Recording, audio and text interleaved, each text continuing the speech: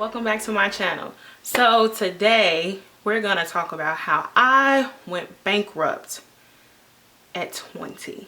Yes, the title is not misleading.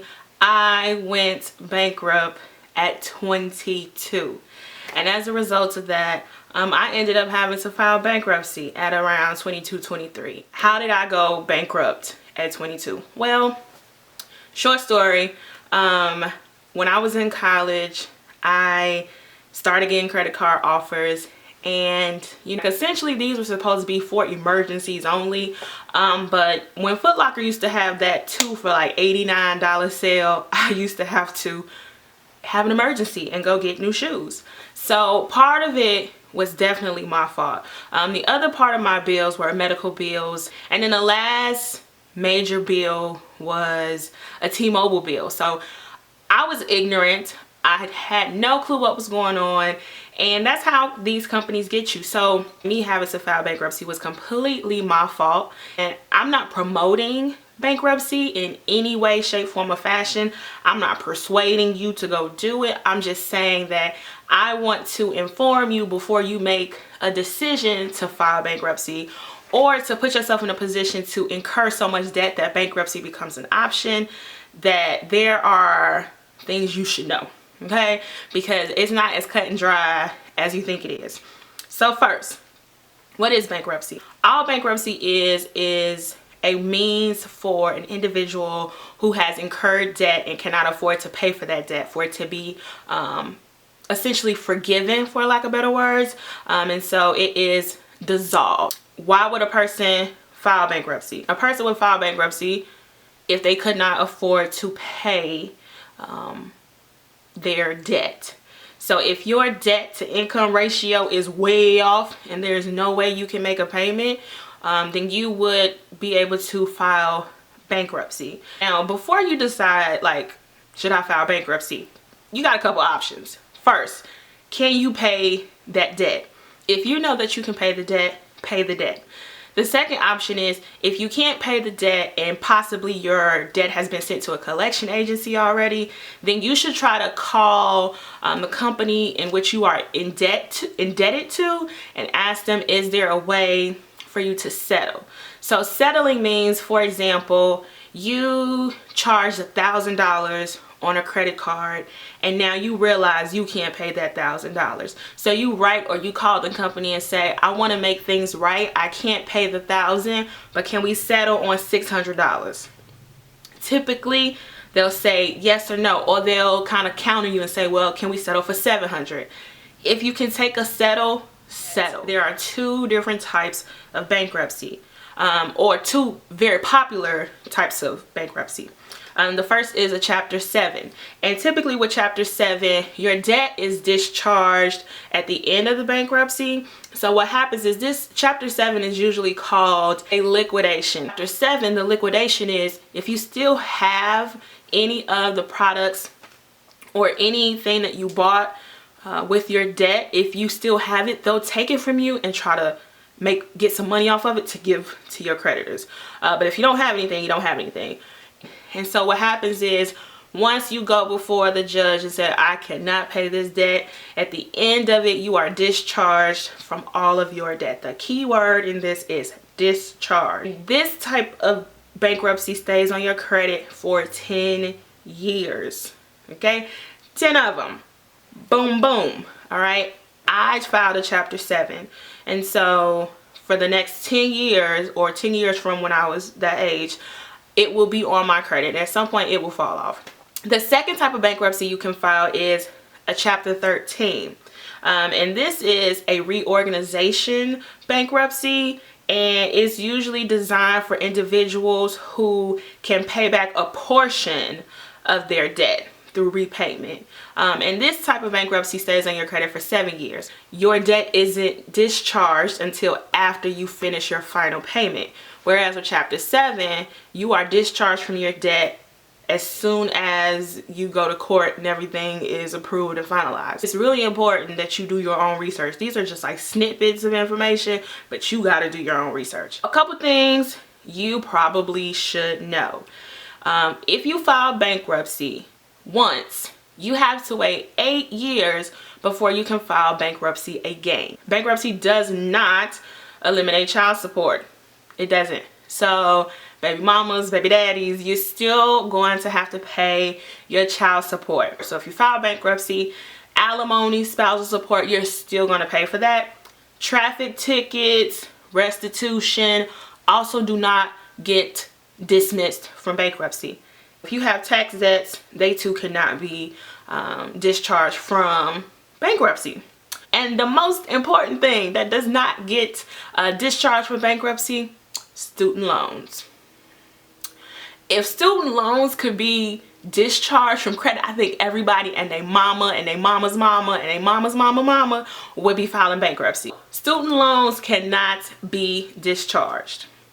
Maybe you've done some research on your own and you decided like bankruptcy is the thing that I am going to have to do. How do you get started? You need to pull your credit, and you can get a free credit report from Experian, Equifax, and TransUnion for the first time you get those. You can get them for free. After that, it's like $10 a month. You can do that, but you can also do creditkarma.com, which they're pretty reliable because they use Equifax and TransUnion. Within researching, you will research attorneys. Find you an attorney, someone you trust, maybe someone you've heard word of mouth. Consultations are free, and that's the time you go in and you find out, is this the right person for me? Do not go with the first attorney that you meet. You want to make sure you're going with someone who cares about your well-being, is going to be very transparent with you about everything that's happening. Once you get your attorney and you pay them like that retainer fee and you sign that paperwork and that contract, everything else happens by them. So for example, all the paperwork is going to be filed by them. They're going to pull your credit report once again. You may have to come back and see them, or you can do things like via email, but they're going to want you to look at the credit report and say, is this correct? Is this amount correct?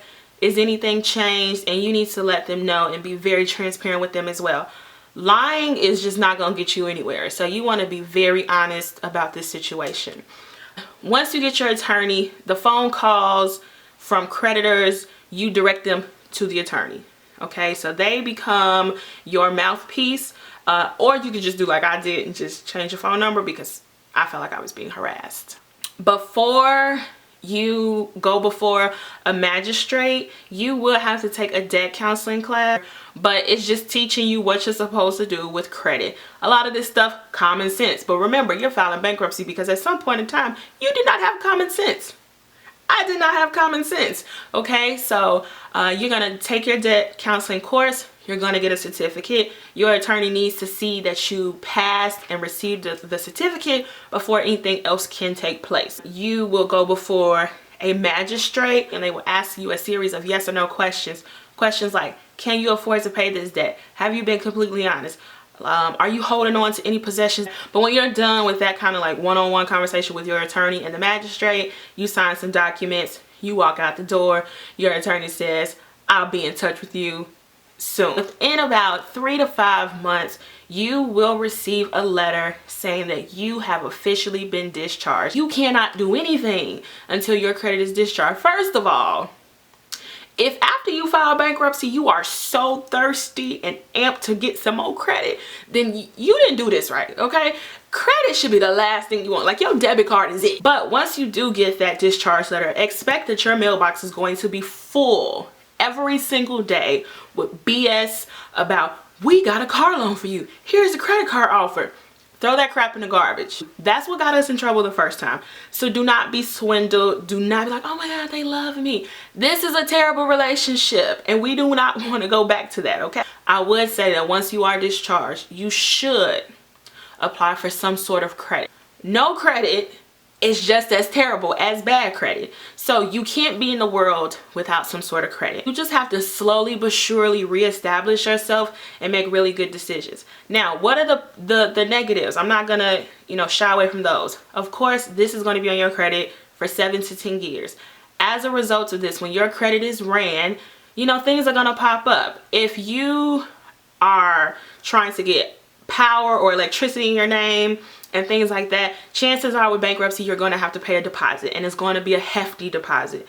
Just know, it comes with the territory. When you try to get credit for stores and things like that, chances are they'll tell you, you weren't approved in the store, expect something in the mail 7 to 10 days. It's going to list bankruptcy as the reason why you didn't get it.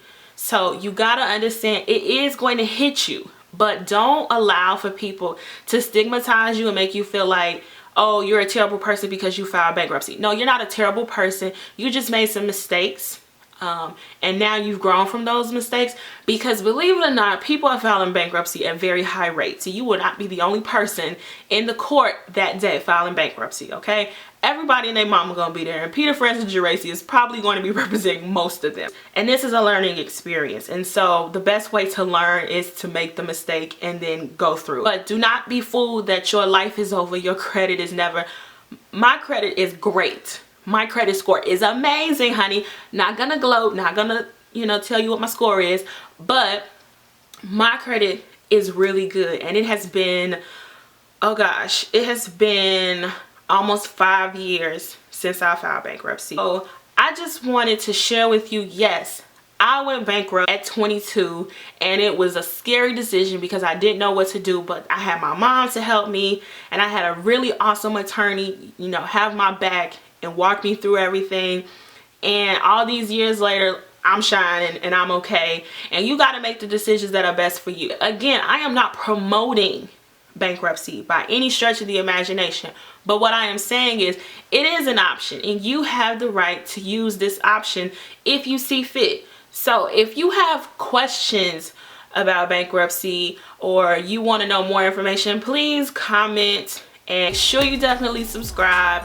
Thumbs up the video, and I will see you again really, really soon. I know that this ain't right, 'cause you want me, 'cause I got dough. Ever since you hopped in, shut my phone, slam my door. I know